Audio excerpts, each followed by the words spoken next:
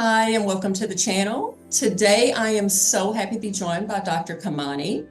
If you are new to my channel, let me first say this. My name is Jenée. I'm going to introduce myself. My name is Jenée. I'm the luxury vagabond. And in my late 40s, I quit my job, became a remote worker and an international luxury property house sitter.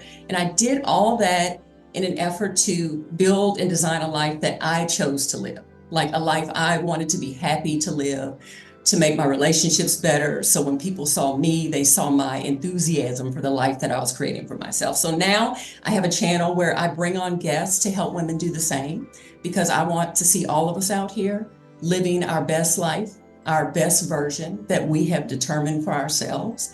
And my guests can help you do that. So today I have Dr. Kimani. She is going to introduce herself. I don't need to do that. She's got enough to tell you. Welcome, Dr. Kimani. Thank you so much. Hello, everyone.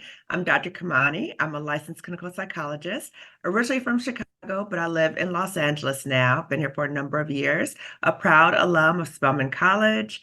If you've seen me on YouTube, Lifting As We Climb Consulting Wellness Services, I talk a lot about toxic jobs in relation to Black women, but really focusing on leaving and healing, right? Because I'm a toxic job survivor. And because of what I've gone through, I really focus on how to liberate Black women. So I'm a toxic job liberator for Black women, and I'm the co-host of the Job Liberation Virtual Summit for Black women with Marissa Price, which is May 18th and 19th. So I'm excited to be here. You probably have seen me a lot on YouTube recently because I am out here in these streets really promoting the virtual summit. We are really on a mission. Marissa and I are on a mission to liberate 500 Black women this year through the summit. So you're going to see a lot of me on YouTube for the next 2 weeks or so.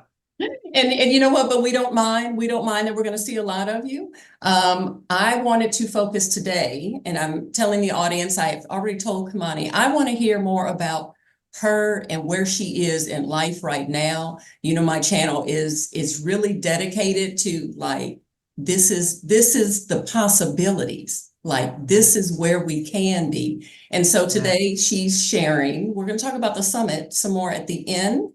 But I want to know, like, Kimani, like, how is life now? How do you feel about yourself, about your life on a daily basis? Mhm. I feel that I have ownership over my life right now, and I feel um, God-led. And I wake up every morning, like, okay, thank you, God. First of all, thank you, God. And I just think about, okay, so what is it that you want me to do today? Like, what is your mission for me today? And I Yes. have, tasks that I have to do. I have clients, I have other things to do. But I look forward to the work because this is work that I want to do. I Mhm. work with clients that I want to work with. The challenges, and Kat asked me this before when I interviewed with her. She said, "Are you becoming your own toxic boss?" Right? And Stephanie Perry said that to me before. She said, "Make sure you don't become your own toxic boss," when she interviewed me for Black Women Leaving Toxic Jobs. And I was like, "No, I never do that. Like, no, I won't be like that." Right. What I noticed was, and I have to do this with myself, Mhm. I get so excited about the work that I can work like long hours, but I have to say to myself, no, I'm going to stop, right? And Yeah. being able to say that. And I love being able to do that. Like, okay, it's good that you like doing this work, but we're going to stop. You're tired. You're tired. Pause, right? You can come back to this tomorrow. But the work energizes me. And even though I've done all Mm. interviews and tell my story. Like for me, it's healing. So every day I feel like I'm healing in some video. That's my Yes. version of healing. Or if I get up whenever I want to get up, that's my own version of healing. Or getting up and just feeling good about myself, feeling good about the day, which I did not feel before, right? So all of Exactly. these are just so different. And I structure my day. So I wake up, I, give honor to God. I then do some type of movement, move my body, and Mhm. then I get ready for the day. But I structure my life how I want to structure it. Fridays, I typically don't do major work, right? Okay. I do like administrative work, but Yes. Fridays I'm off. I do a lot of traveling with the work that I do, a lot of trainings, and then Mhm. I factor in some like relaxation or some good Oh, time, yeah. right? So people are paying me to do the work. I'm like, okay, what's the fun part that I can do? Right? So my life is very, very, very different. I have a different approach to money. I'm Okay. more conscious of money. Okay. Before, when I was at the job, I had so many like money fears, all that kind of stuff. Now I regularly look at my money because you need to know where your money is, right? And Yes. I have multiple streams of income, which I feel good about too, because Yes. I'm not just reliant on one form of income. Like, oh my God, that's the only thing I could do. Exactly. I garden. I created a garden. So when I was on a leave of absence from the toxic job, my husband and I had like a part of the house that, was kind of like a lot of weeds and stuff like Okay. that. And so I was like, I want us to make a garden. So we got somebody to like clear out all the weeds, which to me was symbolic. Oh, Symbolic, clearing the yes. weeds for a job.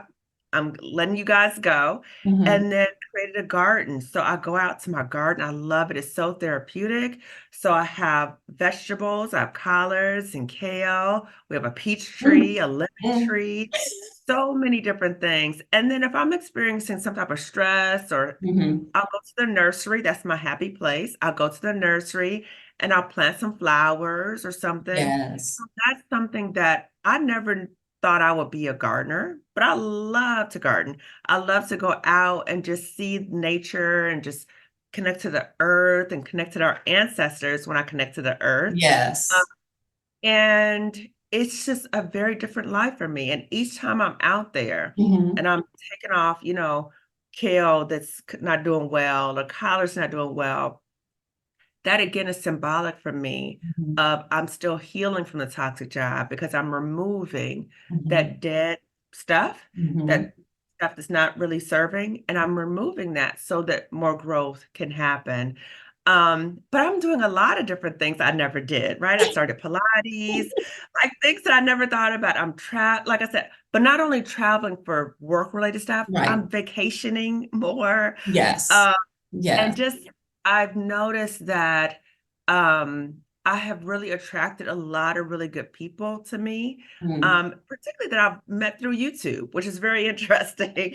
But I have a whole community now of people that are very supportive of me, other Black women. Yeah, so my life is like drastically different, like night and day Night and day. compared to where I was about 2 years ago. Yes. And what I love hearing about what you're saying is you discovered things about yourself in the process as you Yes. were able to. So it's like you found out you love to garden. That's something that probably was not even on your radar, right? It wasn't Not even at all. the Kamani who gardens, like the Yes, the Kamani who does Pilates. Like, where was yes, that woman? Where was that woman? And she was suppressed in the environment that you were in. yes, Yes, absolutely. yes. Absolutely. So I wanted to ask you this. Okay, I say something Um, else, Jenée. Let me say something else. So something else, you just reminded me something, right? yes, tell me, tell me. Now I have always liked public speaking, which is odd, but I've always liked public speaking, right? But Mhm, I'm a very private person. And so I've always been very mindful of sharing personal things about myself, mhm. right? But as a result of what I went through, it's like that song, letting my this little light of mine, I'm not afraid to let it shine. So Yes, that has become me, right? So I know that I had this little light, but I didn't want to really be too bright, right, about certain things, right, about my personal life. But now I'm like, all bets are off. I'm gonna share what I want to, but it's what I want to share. It's not all my business, but it's what I want to share. it's what But you I'm want not to share. afraid to speak up about these experiences now. Yes, well, because in this journey that you've been on, I have found, at least for myself, and what I'm hearing through you, is that you find the strength. You find the strength to be able to do that, to be really authentic, sometimes vulnerable. Yes. You can choose that. You see what I'm saying? You can Yes. choose to do that. And I feel like it does put us, when we have a better relationship with ourselves, which is what you found. You found a better relationship with yourself. Now look at how the universe or God is bringing you people in that new vibration, in that new place. So you Absolutely. may have thought you started alone, but you really didn't. Yeah, I have formed a community that is so Yes. powerful. And I have been very intentional about each day, Mhm. really surrounding myself with things that uplift me every single Every day. So during the panorama, or whatever you want to call it, day. our family got a dog. And so the dog has been an emotional support for all of us, Okay. right? And so later on, I was like, you know what? I think we need another dog. And so we got his sibling. Well, he's a girl, but I was intentional. I wanted to name her Joy. So I want to wake up to Joy every day. And it's true. Mhm. I wake up to Joy every day. She's 2 years old. She is a spitfire, but it reminds me of joy. So it's such a Mhm. contrast to the life that I had before. But I Yes. was like, I'm going to get this dog and name her Joy. And I literally do wake up to joy, literally every Every day. every single day, every single day. Oh Yes. my gosh. Well, and see, this is what I'm saying is I love to hear, I just love to hear the side of life that we didn't know existed. Yes. Because when you are in a toxic environment, you can't see any of this stuff for yourself. You can't even imagine it. And so I know that you've talked extensively about your past. And Yes. when I was watching some of the videos, my question was always, because I asked this question to myself, was what was the turning point? Because a lot of times to the action, not just it's been, sometimes people say, well, I've been sitting in this for years. Mhm. And I don't think there's an option to get out. And they continue to, this is a I like, it's a saying that came from a Reverend Dr. Beckwith. He said, it's pitching a tent in hell and deciding to live there. I was like, Ooh, ooh, I we felt that. we can't stay in that, right? But that's a lot of times people get stuck. Like he said, Mm. you pitch a tent there and you stay in that place. So there has to be a moment. If you reflect back, when was that moment that pushed you to action to either call your financial advisor and see if you can get out? Like to actually, because you think about it, you think about it, you think about it, and there's no movement. But what spurred you to make the movement, to have the action? Okay, so it's kind of like a two-parter, right? Okay. Because with me, there was a progression of events, and I think for a lot of people, it's a progression of events at a job that Mhm. you it actually just is that I can't take this anymore. But for me, two things. One prompted me to take a leave of absence. The other led for me to resign. Okay. So the leave of absence, but when I took the leave of absence, I knew I wasn't going back, right? But I knew I needed a break. I needed a break. Yes. But prompted me to take the leave of absence was at the time I was working for a school district as a Mhm. clinical psychologist. And I went through this whole pet to threat thing at the job. And just if people are not familiar with pet to threat, I will say it again, right? So pet to threat created by three Black women researchers, Dr. Wani Johnson Bailey, Dr. Keisha Thomas, Dr. Rosemary Phelps. Pet to threat deals with when a Black woman is sought out in the workplace for her outstanding work abilities. She is shining. She's doing great work. They love her. She's the pet. Then she starts outshining other people, and Right. there's a shift in terms of how she's seen and treated like a threat. That happened to me. There were some things, details, it's in other videos, but things happen. I set some boundaries about some things, Right. right? And then at the point that I was at the job, at that point, I had been promoted like 2 times, really great job Mhm. evaluations, always put in leadership positions, all these things, right? When I set that boundary, I was demoted all the way down to my entry level position, right? So not the set, Wow. Not just all the way right. down. Right. You like bankrupt, right? So it was that. And then, but I still tried to push through it. I was like, okay, Okay. I got, you know, Yes. I'm going to fight them and I'm going to do this. And I'm this advocate. I'm the Harriet Tubman for Black students. Hmm. I'm going to do this, right? So I kept doing that. And then, I would always be the advocate. I would always speak out for Black students. And then a whole bunch of money came into the district to Okay. support Black students. And I was excited because I'm in LA, so there's not that many Black students there. So I'm excited, like, oh, good. Now I get to work with the Black student program. I'm so excited. I've developed all this stuff and co-developed. I'm excited. So the unit I'm a part of, they're telling that department that works with the Black students, oh, Kimani's going to be doing all your trainings. So I'm like, oh, yes, Yes. right? So they're telling people I'm going to be doing trainings throughout the district. I'm excited. Right.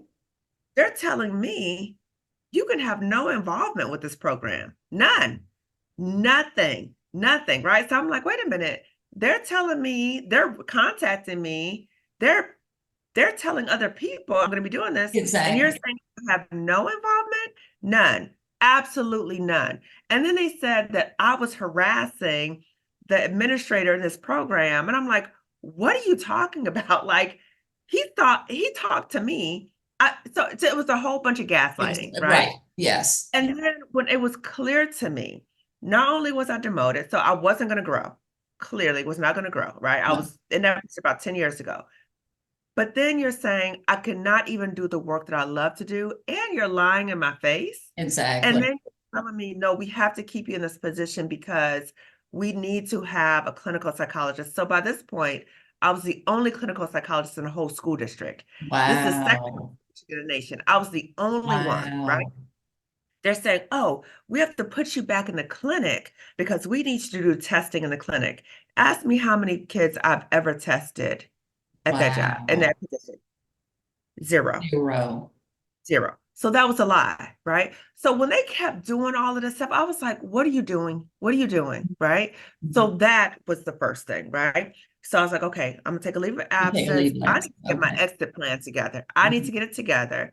So when I thought about that, I said, okay, I need to figure out how to replace my income. Mhm. And then I need to find out about the finances. So I was working with the Black business coach. So that Mhm. started replacing my income. I started doing Okay. therapy with clients, telehealth, right? So that was beautiful. And then she introduced me to a Black woman financial psychologist. And I was like, oh, I got to work with her, right? I got to work with her.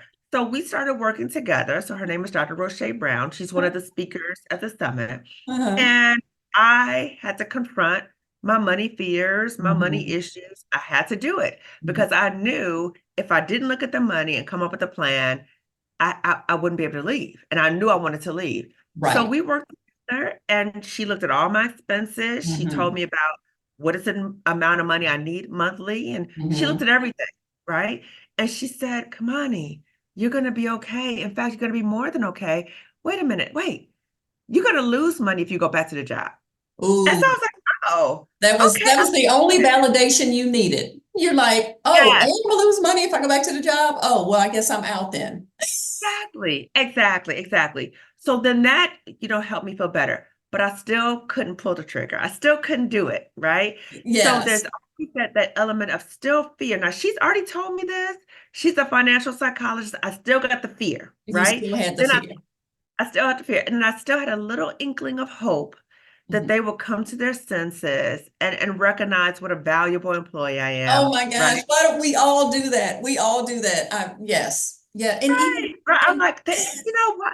Like nothing has ever gone wrong before. Like, why would they do this? Like like they've invested so much money in training me. Like there will be a huge financial loss. Like I'm thinking, trying to make you're logical sense of it, right? you're being way too Like logical, too and you're logical for not people. and you're not inciting any of the background emotions that dictate how they're treating you. Exactly. So they're fueled by the insecurities, right? Their projected insecurities. They're feeling threatened, like all that stuff.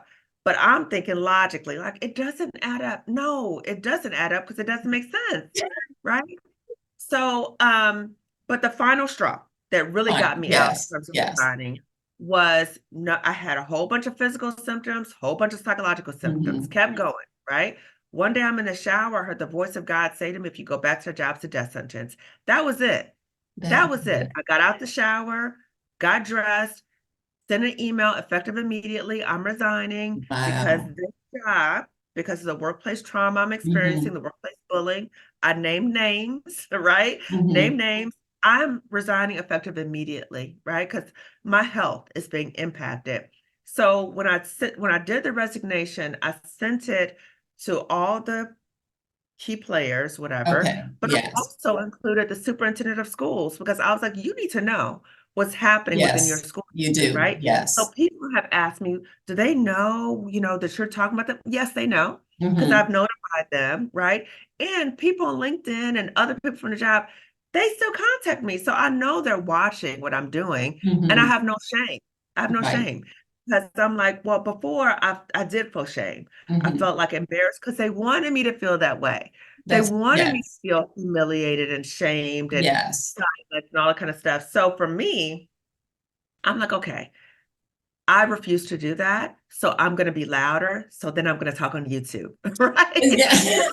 I'm going to broadcast and I am just going to be very vocal about my healing journey Yes. on, and then I was going to help other Black women too to leave toxic jobs. And is that how the summit came to be, or it's just that was your story, and then now as it evolved into this summit? Yes. So that was my story. So that's how the YouTube channel actually started. So when Okay. I was on leave of absence, I was in Stephanie Perry's YouTube challenge, Uh-huh. and she was asking, what do we want to focus on? I said, I don't know, Black women in toxic jobs. She's like, girl, do it. We need to talk. You need to talk about that, right? So then I Exactly. just started talking about my own experiences. Mhm. Then I started interviewing other Black women. Mhm. And then Black women from around the world started reaching out to me like, oh my God, this is me. I thought I was alone. Thank Exactly. you talking about this, right? So then it just grew, right? So I've been doing this for about 2 years, talking about this. I will continue to do it because Black women keep reaching out to me. Yes. And then when I was doing this, Marissa Price would often comment on my videos. And I Okay. noticed, I was like, wow, Marissa Price is here a lot, right? She comes to my videos a lot. And then at that point, I needed a new VA. And I was like, wait a minute. I had heard Marissa say some at point that she was a VA. And I was like, I Mhm. need a VA, right? So I reached out to her, and I think the same day I reached out to her, we started working together, right? So we've been working together, and I knew Marissa was a toxic job survivor. I Yes. also knew she was a social worker, and Okay. we've been talking, and she had the idea for the virtual summit, and Okay. I was like, that is an excellent idea because something I've been grappling with is how do I help support more Black women? Exactly. So I'm a psychologist. So I have clients who I Hmm. help, right? Coach, I have those clients, but how do I reach more women? And when she said the virtual summit, I was like, that's it.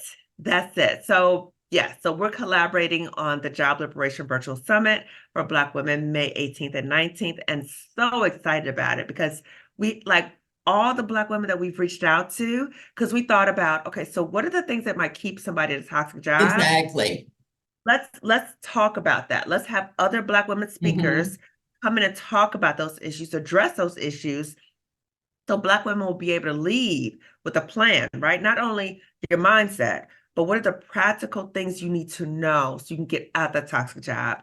So that's what we did. And then we thought about, people, Black women might be concerned about people finding out they're in the summit, that they're Exactly. coming. Exactly. We're like, okay, none of the participants will be on camera. Their names will not be listed. If they Hmm. want to make a comment or whatever, ask a question, they can change their name in a platform. Hmm. So we've tried to cover all elements, and we've just added people can sponsor a Black woman to come. So Okay. in addition to registering themselves to Yes. come, they can also sponsor a Black woman to come as well. And anybody can sponsor a Black woman to come to the summit. Well, what I love is that when you said there won't be names, that allows them to have a safe space. Because what we need is a Yes. safe space, right? To be like, okay, I hear you, but this is my situation, but I can't tell nobody my situation, right? I feel like I can't say anything about it because of retaliation, right? So having that safe Retaliation. space Yep. is so key. Is so key. And I was thinking about your story and how you took a step and you didn't know what the next path was going to be, but it seemed like when you made the action, then things started to happen. You met Absolutely. Marissa, those type. Can you talk a little bit about that? Because I know a lot of women are like, I don't know what the path is, and I'm a little scared to just kind of step out there.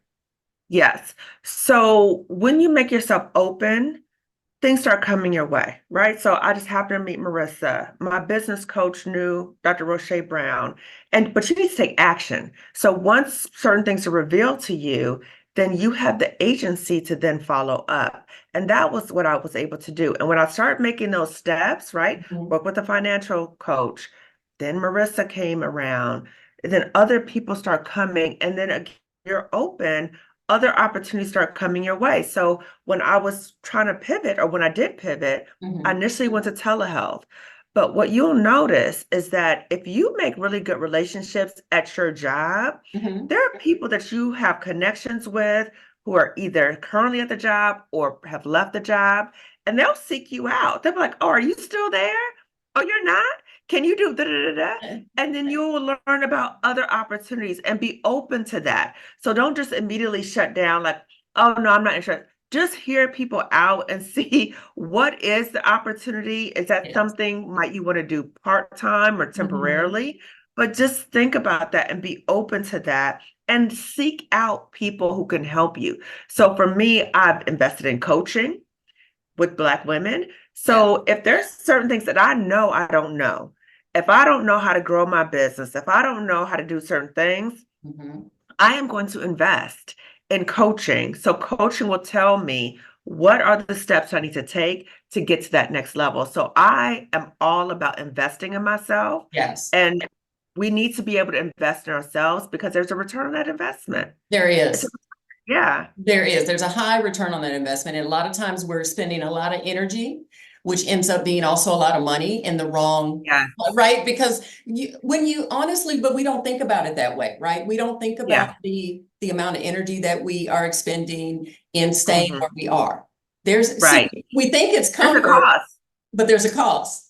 Huge cost. There's a huge cost. So I love that the summit is going to bring in tons of resources for women. And I think if there's anything I want to, before I end this video, if there's anything I want to say is, I want to say thank you, Kimani, for sharing your story and telling us like, this is what, this is Kimani's version of what her beautiful life looks like, what it can look like. What liberation looks like. Well, this is what liberation looks like.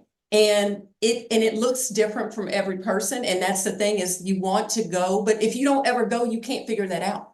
If you don't ever take the action, you'll never know what your version of liberation looks like. Exactly. What it looks like. And I want Black women to know there is another way, that we all have options. All of us, we have options, but it's up to you in terms of what you decide you want to do. But please access those resources that can help you get out and help you live the life that you want to have, that is possible for you. Yes, there's plenty of help available. And if anything, I want to say first, thank you, Kimani, for joining me today and telling my audience a little bit behind the scenes of what liberation looks like or can look like. And in fact, if you take, I would say this, if you take anything from our discussion today, is that Kimani is telling you, you don't have to stay where you are. You have options. You need to talk to other women to find out what those options are, because it is individual to each person. Your path is not going to be the same as someone else's. And you need someone to help you through that process of thinking, what do I have available? What can I make available? What can I make happen with the resources I have, or who can help? So and how do I find out how to replace my income? So if the fears about replace my income is the main thing that's keeping me there, we're gonna cover that in the summit. So you'll learn about all the different ways to replace your income and what to do about your health insurance, your retirement, your life insurance, all those things that keep us there. We will work through that and you will have a plan by the time you leave. By the time you leave. And that's what I want to hear. Okay, so that's all we need to know, is that you will have a plan. If you're watching this video, you go to the summit, you will have a plan, actionable goals that you can go towards, women will support you in taking that action. And that's what we need. That's what we need. So I want to say thank you for joining me, Kimani. And thank you so much. I want you to come back, though. I do want you to come back. We're gonna have some other stuff to talk about. Oh, I love it. Yes, I would love to come back. In the future, I really, beyond the toxic job, there's some stuff that I would love for you to come back. So I just want to say thank you. And I want to tell my audience that if anything, Kimani is telling you, excuse me, you don't have to stay where you are. You do not have to stay where you are. And I hope my discussion with her today showed you a pathway, that you have resources, that you can join her summit. You can go and listen to other women, but you do not have to be in the place you are today forever. True. You don't True. have to do that. So, True. so have a wonderful afternoon, ladies, if you are watching an afternoon, and reach out in the comments. If you want to, if you have questions for Kimani, drop them in the comments. If something resonated with you, drop them in the comments. And all of the information on the summit and any of her resources, I'll put them down below in the description of this video. You'll have access to her in all her content. And I'm just so thankful to have had time with me today. So I Yeah. will, yes. So we will connect at a later date. And everyone, thank you for watching today. See you soon. Bye. Bye, everyone.